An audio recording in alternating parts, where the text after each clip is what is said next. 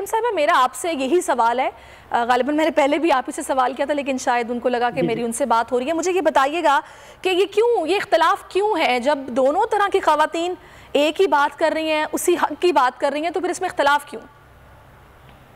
देखिए, जैसे फरजाना आपा ने कहा, मैं उनसे बिल्कुल अग्री करती हूँ कि हर शोबे में देख लिया जाए, हर औरत इससे मुतासरा है और दिन ब दिन इसमें शिद्दत आती जा रही है।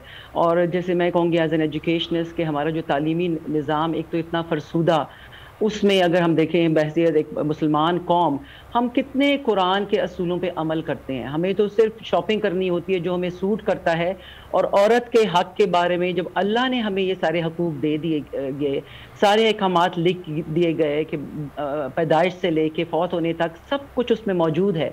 तो ये क्यों, ये बहुत लम्हा फ़िक्रिया है इस पूरी कौम के लिए कि एक तो हमारा एजुकेशन सिस्टम, एक जब बच्चे की परवरिश होती है तो उसमें जो फ़ौक़ियत एक बेटे को दी जाती है तो वो इतनी वीआईपी होती है, और बच्चियों को, बहनों को उनका जायदाद में हक ना देना जो अल्लाह ने हमें हकूक़ दिए हैं।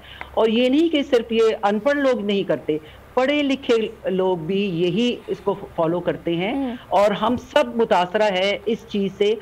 किसी भी स्ट्रेट ऑफ सोसाइटी की औरत हो, सब अफेक्टेड हैं इससे। और अब ये लम्हा फ़िक्रिया कि ये क्यों कि शिद्दत औरतों के ख़िलाफ़, बच्चियों के ख़िलाफ़ जो जराइम में जो शिद्दत में इजाफा हुआ है वो इसलिए ही है कि बिल पास होते जा रहे हैं लेकिन स्पीडी जस्टिस नहीं फराम किया जा रहा।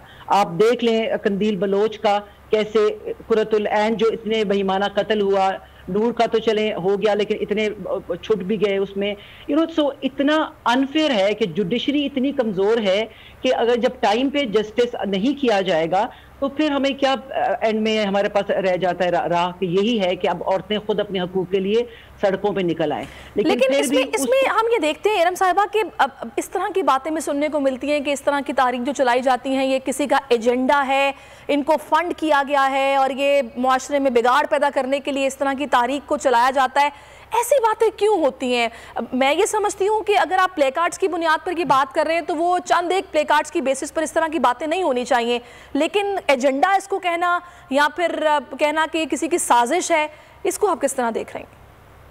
देखिए, आपने कोई भी जब तहरीक स्टार्ट होती है तो उसके बहुत से लोग उसके अगेंस्ट हो जाते हैं, और औरत जिसको हमारे मुआशरे में आज भी पाँव की जूती समझा जाता है, तो ये विद अपॉलजीज टू द मर्द हजरात, उनके लिए तो बहुत बड़ी वो है कि how dare she speak up and ask for her rights. लेकिन अब जो तहरीक भी चलाएंगे तो हमें ये है कि हर एक की बाउंड्रीज हमें सेट करनी होनी चाहिए, ठीक है। और जो तहरीक के जो शुरका हैं उनको भी बहुत ख्याल के जोश के साथ नहीं, होश के साथ हमने काम लेना है। और मीडिया का भी बहुत रोल है कि देखें, अच्छी बात अभी आपने भी की कि ये हक है, हमारे साथ नाइंसाफ़ी हो रही है, लेकिन ऐसे कोई प्लेकार्ड अगर गलत किस्म के हैं तो मीडिया भी देखें, चुन चुन के वही प्लेकार्ड को इतना हाईलाइट किया गया पिछले जितने सालों की हो रही हैं।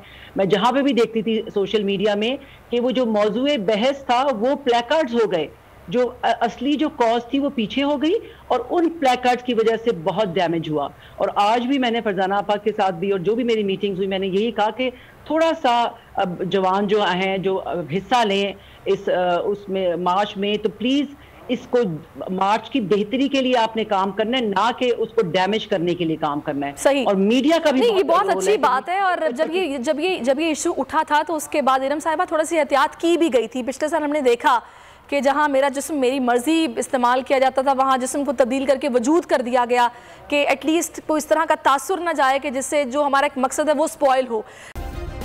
सब्सक्राइब करें और बेल दबाएं ताकि कोई खबर रह न जाए।